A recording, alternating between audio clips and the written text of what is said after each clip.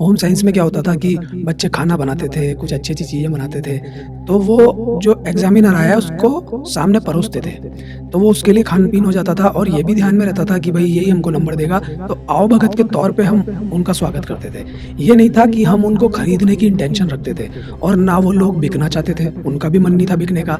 लेकिन धीरे-धीरे जो आओ-भगत की इंटेंशन है वो तब्दील हुई कुछ लोगों से कि साहब हमको तो नंबर चाहिए, तो अब आपको हम गिफ्ट दे रहे हैं। तो ये जो खान-पीन था ये तब्दील हुआ गिफ्ट्स में और गिफ्ट कब पैसों में बदल गए ये मालूम ही नहीं चला।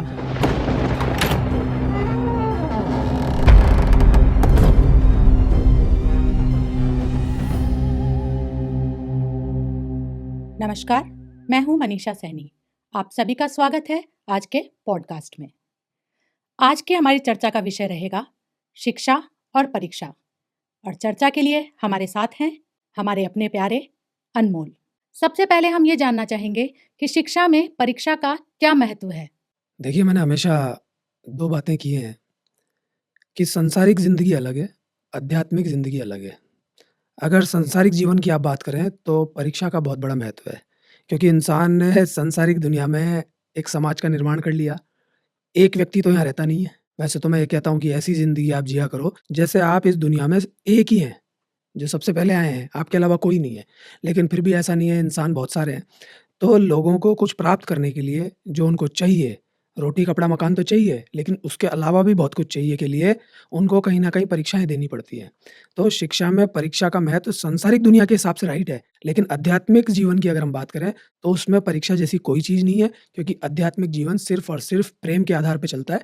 प्रेम में कोई परीक्षा होती नहीं है। अब आप बोल रहे हैं कि क्या महत्व है इसका? तो इसका महत्व यही है कि रियल परीक्षा हो, ये नहीं फर्जी टाइप से परीक्षा हो गई कि सही कसौटी पे ही नहीं उतरे और इंसान को स्कूल लेवल पे देखें तो उसको पास कर दिया या कॉलेज लेवल पे कैसे भी कॉपी चेक कर दी। तो परीक्षा का अपना महत्व ज़रूर है, क्योंकि हम जानते भी हैं कि ज़िंदगी एक परीक्षा है। मैं उस आधार पे नहीं बोल रहा जो धर्म वगैरह बोलते हैं कि जीवन तो एक परीक्षा है, जो इस परीक्षा में पास हो जाता है उसको आगे लड्डू मिलते हैं या ज़िंदगी के बाद कुछ मिलता है, स्वर्ग में या जन्नत में कुछ मिलता है। मैं उसकी बात नहीं कर रहा। मेरे अनुसार अध्यात्म में तो उसी पल सब कुछ मिल जाता है। लेकिन सांसारिक ज़िंदगी की अगर हम बात करेंगे, तो परीक्षा का अपने आप में महत्व है। और शिक्षा की आपने बात की है, तो शिक्षित व्यक्ति वो नहीं होता, जो परीक्षा दे कर के किसी को सहमत करे। शिक्षा अंदर से आती है, रियल शिक्षा। लेकिन जिस शिक्षा के लिए आपने मेरे से प्रश्न किया, उसमें तो परीक्षा का महत्व है। ये तो आपका जवाब रहा व्यवहारिक के लिए, व्यवहारिक ज्ञान, परीक्षाएं। लेकिन जब हम स्कूली शिक्षा की बात करें, जब छोटे बच्चों की स्कूली शिक्षा की बात करें, तो उसमें परीक्षा का क्या स्ट्रक्चर रहता है? देखिए, अगर आप स्कूल में छोटे बच्चों की परीक्षा की बात करते हैं, तो मैं कहूँगा कि एजुकेशन सिस्टम पे अपने देश में भी बहुत काम हुआ है। सभी देशों में काम हुआ है, लेकिन कोई सही निष्कर्ष पे पहुँचा नहीं। अपना देश भी ये बोलता है कि पहले की जो शिक्षा पद्धति थी वो शानदार थी। हर कोई व्यक्ति पहले की बात करता है कि पहले ये था, पहले ये था। अगर पहले वालों से पूछें तो मालूम चलेगा कि वो बोलते हैं उससे पहले सही था। तो कोई भी निष्कर्ष पे नहीं पहुँचा कि रियल शिक्षा पद्धति क्या होगी। लेकिन परीक्षा शुरू से है अस्तित्व में। शुरुआत में भी चाहे प्रैक्टिकल तरीके से सिखाया जाता था। मान लीजिए युद्ध करने के लिए शस्त्र चलाना सिखाना है, तो शस्त्रों के लिए भी परीक्षा ली जाती थी गुरुओं के द्वारा। शास्त्रों की अगर बात करें, शास्त्रों का अध्ययन सिखाया जाता था, तो उसके लिए भी वो अपने ढंग से परीक्षा लेते थे। चरित्र की बात करें, जो समाज के हिसाब से चरित्र चित्रण होता था, उसके लिए भी गुरु अपने हिसाब से परीक्षा लेते थे। आज वो परीक्षा स्कूली रूप से होती हैं। आज के अगर ढांचे की बात करें, तो बेईमानी इसमें विद्यमान हो चुकी है और बेईमानी के कारण छोटे-छोटे बच्चों का जीवन खराब हो रहा है, जो उनके पेरेंट्स को मालूम ही नहीं होता। कैसे नहीं मालूम होता? कि बच्चे को पहले से मालूम होता है कि हमारी परीक्षा में कौन से सवाल आएँगे। मान लीजिए परीक्षा में 20 सवाल आने हैं, तो बच्चे को 30 करा दिए जाएँगे। उनकी मात्रा इतनी कम कर दी गई है कि बच्चे को एग्ज़ैक्ट पेपर लगभग मालूम ही हो जाता है। और ये सारा काम किस लिए किया जा रहा है? पेरेंट्स को खुश करने के लिए, क्योंकि पेरेंट्स अगर खुश रहेंगे, तो वो फीस टाइम पे देंगे, स्कूल को पसंद करेंगे। तो पेरेंट्स के दिमाग में भी अपने बच्चे की फ़ेक छवि बन रही है। मैं कह रहा हूँ परीक्षा लो ही मत ना अगर इतनी प्रॉब्लम है तो। परीक्षा अगर ले रहे हो, तो उसकी कसौटी बिल्कुल रियल होनी चाहिए, ऑथेंटिक होनी चाहिए। बेईमानी का नाटक नहीं होना चाहिए। बेईमानी सिर्फ़ इस बात के लिए की जा रही है कि स्कूल फल-फूल जाएगा, टीचर्स को कोई दिक्कत नहीं आएगी। अगर किसी बच्चे के मार्क्स कम आ रहे हैं, तो पेरेंट्स हंगामा कर देंगे स्कूल में कि आप क्या पढ़ा रहे हो? किस बात की फ़ीस लेते हो? क्योंकि सरकारी स्कूल के हालात तो देश के अंदर पता ही है शुरू से। उन्होंने कैसे भी करके प्राइवेट स्कूल में अपने बच्चे को डाला और प्राइवेट स्कूल में भी वो आरोप लगाने को तैयार हो जाते हैं कि हमने बड़ी मुश्किल से तो फ़ीस जमा कराई है, आप पढ़ा क्या रहे हो? तो टीचर्स के ऊपर आ जाता है, तो कौन पंगा लेगा? हर कोई अपने हाथ को बचाने की कोशिश करता है और डायरेक्टर भी यही चाहता है, तो डायरेक्टर भी कह देता है कि टीचर्स को कि आप भी हल्की कॉपी चेकिंग करें और हद तो तब हो जाती है कि अगर बच्चे को वो 30 प्रश्न भी याद नहीं होते, तो उनको ट्यूशन पढ़ाने वाली मैडम मार्क्स दे देती हैं, उनकी कॉपी सरल चेक कर देती हैं। और जब पेरेंट्स रिज़ल्ट चेक करने आते हैं, रिज़ल्ट देखते हैं, तो उनसे मुस्कुरा के बात की जाती है, उनको उल्लू बना दिया जाता है, बच्चे को चॉकलेट दे दी जाती है या बच्चे को कोई गिफ्ट दे दिया जाता है, बढ़िया फ़ोटोग्राफ़ी करा दी जाती है। पेरेंट्स को भी ऐसा महसूस कराया जाता है कि आपके जैसा तो कोई बच्चा ही नहीं है। तो ये सब नाटक अगर चलेंगे, तो छोटी क्लासेस में ही बच्चों का पूरा शोषण हो जाएगा। फिर धीरे-धीरे जब वो बड़े हो रहे हैं, तो उनको शिक्षा के नाम पे कुछ नहीं आएगा, वही 30-40 क्वेश्चन आएँगे और फिर आगे की जो परीक्षाएँ हैं, वो इतनी हार्ड हैं, सरकारी नौकरी की परीक्षा हो या कोई सी परीक्षा हो, उसमें वो बच्चा सर्वाइव नहीं कर पाएगा। तो आपके कहने का मतलब ये हुआ कि स्कूल और टीचर सिर्फ़ अपनी परफ़ॉर्मेंस पे ध्यान देते हैं। उन्हें कोई मतलब नहीं है कि बच्चा शिक्षित हो रहा है या बिल्कुल, नहीं। बिल्कुल। जैसे जैसे नहीं होता कि देश का रिज़ल्ट बढ़ाना है, लेकिन बढ़ाना कैसे है? गुणवत्ता तो बढ़ानी नहीं है, सबको पास कर दो। आपको मालूम है पहले कभी आप छोटे होंगे तो आपने एग्ज़ाम दिया होगा, तो 40 से 45% रिज़ल्ट जाता था 10th बोर्ड का। अगर कोई 10th पास हो गया, तो उसको तो ऐसे मानते थे ये तो बहुत तगड़ा काम करके आया है। अगर फर्स्ट डिवीज़न आ गई तो ये समझ लीजिए पूरे मोहल्ले में लड्डू बँटेंगे। लेकिन आज 70% वाले बच्चे को क्या आता है, अगर आप अंदर जाके देखेंगे, चेक करेंगे, तो आप हैरान हो जाएँगे कि कितनी बड़ी बेईमानी का खेल इस देश में युवा पीढ़ी के साथ हो रहा है, बच्चों के साथ हो रहा है। और मज़े की बात ये है कि कोई बोलने वाला ही नहीं है। तो इसका मतलब तो ये हुआ कि शिक्षा के नाम पर मतलब युवा पीढ़ी क्या बच्चों के साथ भी बहुत बड़ा खिलवाड़ हो रहा है। तो आपके अनुसार क्या होना चाहिए? शिक्षा जो अभी वर्तमान में चल रही है, व्यावहारिक शिक्षा या उनके कौशल पे ध्यान दिया जाए? किस प्रकार की शिक्षा का स्ट्रक्चर होना चाहिए?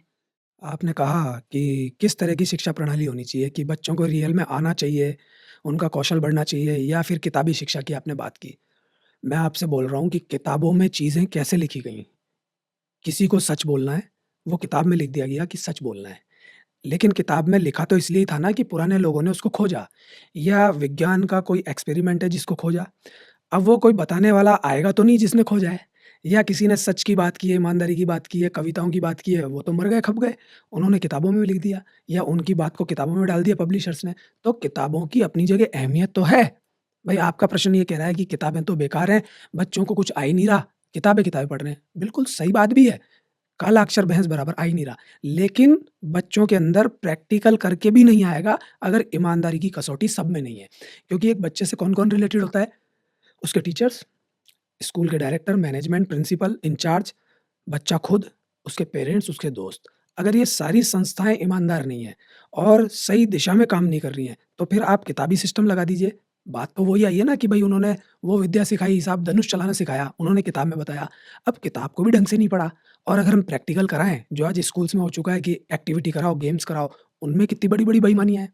उसमें भी पेरेंट्स को उल्लू बनाया जाता है। जिस बच्चे को कुछ भी नहीं आता, उसको भी डांस के नाम पे हाथ-वाथ चलाने के लिए खड़ा कर दिया जाता है और उससे 1000, 1500, 2000, 3000, 4000 तक रुपए ले लिए जाते हैं और फिर उस बच्चे को पीछे कहीं खड़ा कर दिया जाता है। एनुअल फंक्शन हो जाता है या कोई प्रोग्राम हो जाता है, माँ-बाप ताली बजा लेते हैं, एक रील बना लेते हैं, खुश हो जाते हैं। उस बच्चे को पहले भी कुछ नहीं आता था और अब भी कुछ नहीं आया। तो यहाँ पर आपकी जो बात है कि प्रैक्टिकल ज्ञान होना चाहिए, कौशल बढ़ना चाहिए, वहाँ पे भी वो ठस हो गया और किताबी ज्ञान भी खत्म हो गया। तो ज्ञान कोई-सा भी हो, किताबों की अपनी अहमियत है। हम पुराने लोगों को कैसे पढ़ेंगे? भई आज तो सोशल मीडिया का ज़माना है, आज तो हम यूट्यूब के द्वारा या किसी प्लेटफ़ॉर्म के द्वारा पढ़ सकते हैं। लेकिन पढ़ना मात्र ही सही नहीं है, कसौटी ईमानदारी की होनी चाहिए। फिर आप प्रैक्टिकली काम करें या फिर किताब से काम करें। किताब से काम करने के बाद भी आपको प्रैक्टिकल में तो जाना ही पड़ेगा। मैं आपको सिखा दूँ, एक बॉल होती है, किताब में देख लो। एक बैट होता है, किताब में देख लो। विकेट होते हैं, पिच होता है, सब कुछ होता है। लेकिन जाना तो आपको ग्राउंड में पड़ेगा। अगर मैंने आपको ग्राउंड में डायरेक्ट भेज दिया और आपका मन नहीं हुआ खेलने का, आप धूप से डर गए या आप बेईमान व्यक्तित्व के मालिक हैं, आप शुरू से बेईमानी करते हैं, तो आप बार-बार कन्नी काटेंगे और मज़े-मस्ती करने भग जाएँगे। आपको वो क्रिकेट खेलना भी एक तरह से बोझ महसूस होगा। तो दोनों ही चीज़ें अपनी जगह सही हैं, लेकिन अगर ईमानदारी की कसौटी पे नहीं हुई और ये सारे लोग बेईमान हुए, इन्होंने सबने अपना ही अपना फ़ायदा देखा, तो फिर कोई-सी भी चीज़ सही साबित नहीं होगी, समाज में बच्चों का नुकसान ही होगा। अभी आपने चर्चा में बताया प्रैक्टिकल का, तो प्रैक्टिकल एग्ज़ाम से संबंधित ही मैं अगला सवाल पूछना चाहूँगी। जो हमारे बोर्ड के प्रैक्टिकल एग्ज़ाम होते हैं, जैसे होम साइंस या साइंस में जो बाहर से असेसर आते हैं, देखा जाता है कि चाहे प्राइवेट स्कूल हो या सरकारी स्कूल हो, उस असेसर की इतनी आवभगत करते हैं, इतनी खातिरदारी करते हैं, क्या वो सही है? ये जो एक्सटर्नल जो एग्ज़ामिनर्स आते हैं, ये किया तो अच्छे के लिए ही था। चीज़ें अच्छे के लिए भी की जाती हैं, लेकिन मैंने कहा ना कि वो लागू किस कसौटी पे हो रही हैं। अगर कसौटी बेईमानी की है, तो काम फिर बेईमानी का होगा और परिणाम भी बेईमानी का होगा। परिणाम सही नहीं आएँगे। जब आप साइंस की बात करते हैं, तो साइंस तो प्रैक्टिकल विषय है ही। अगर आप कुछ आर्ट्स के सब्जेक्ट्स की बात करते हैं, फाइन आर्ट्स की बात करते हैं या कॉमर्स के भी कुछ विषयों की बात करते हैं, तो उनमें प्रैक्टिकल है।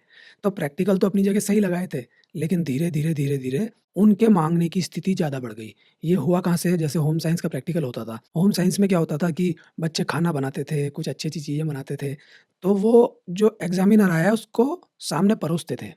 तो वो उसके लिए खान-पीन हो जाता था और ये भी ध्यान में रहता था कि भई यही हमको नंबर देगा, तो आओ-भगत के तौर पे हम उनका स्वागत करते थे। ये नहीं था कि हम उनको खरीदने की इंटेंशन रखते थे और ना वो लोग बिकना चाहते थे, उनका भी मन नहीं था बिकने का।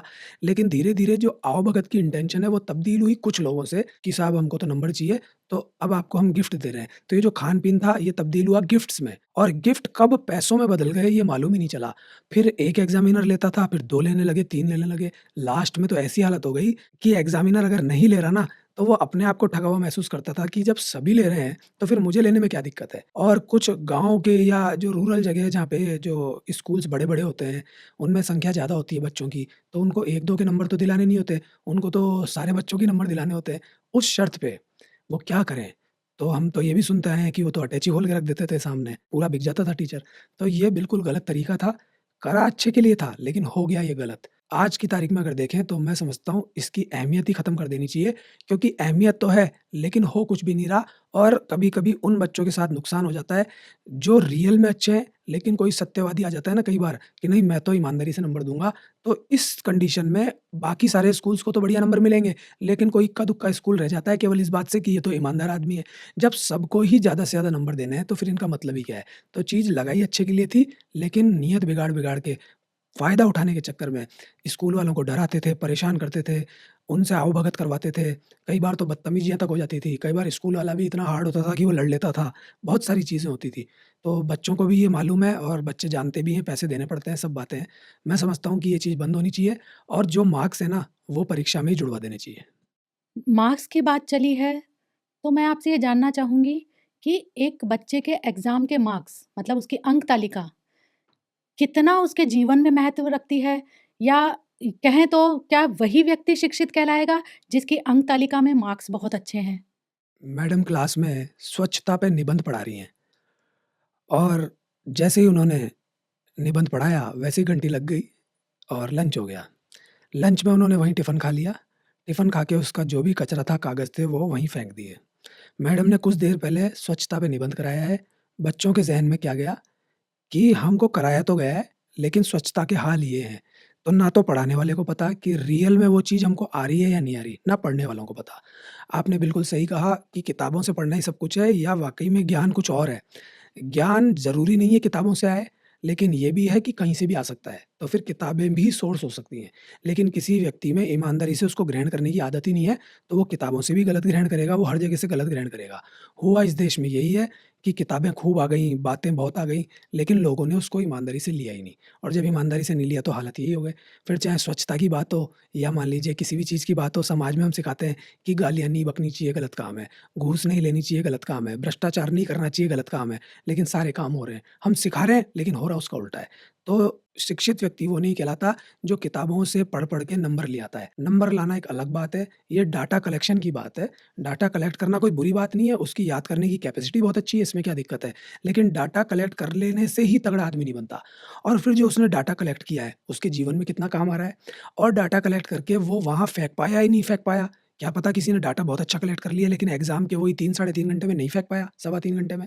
तो फेंकना भी ज़रूरी है। तो मार्क्स कई बार बच्चों के आ जाते हैं। हमने तो ये देखा है जिन बच्चों के मार्क्स आ रहे हैं वो ज़्यादातर फ्लॉप हो गए अपनी ज़िंदगी में और जिनके मार्क्स कम आए हैं, वो ज़िंदगी में कुछ ना कुछ बन गए। तो यहाँ पे आप शिक्षा किसको कहेंगे? शिक्षा वाक़ई में ईमानदारी से ज्ञान अर्जन करने की प्रक्रिया है ना? शिक्षा ये नहीं है कि झूठ ही झूठ चल रहा है, उसको भी पता है बच्चे को कि मैं रट लेता हूँ और लिख देता हूँ, लेकिन जैसे ही कहीं घुमा के कोई बात आ जाती है तो मैं फ्लॉप हो जाता हूँ। तो सही कह रहे हैं आप कि शिक्षा केवल किताबों से नहीं है और परीक्षा देने से ही नहीं है, क्योंकि उस 3 सवा 3 घंटे में बच्चे का पता नहीं चलता कि उसका जीवन क्या है। बच्चे को वो जानते नहीं हैं, बच्चे का व्यवहार नहीं जानते, बच्चे का नाम तक नहीं लिखा जाता बोर्ड क्लासेस में, तो हमको कैसे पता चलेगा? और आजकल तो टिक लगाने का सिस्टम आ गया। क्या पता किसने कैसे टिक लगाए हैं, क्या पता किसने क्या किया है और ख़ासकर गवर्नमेंट जॉब्स में तो टिक लगाने का सिस्टम आ गया। अब टिक लगाने से कैसे पता चलेगा कि बच्चे के अंदर क्या है? इसी का कारण है कि परीक्षा की कसौटी पे भी सही लोग उतर के आगे नहीं आ रहे, इसलिए फिर देश में प्रॉब्लम हो रही है, समाज में प्रॉब्लम हो रही है।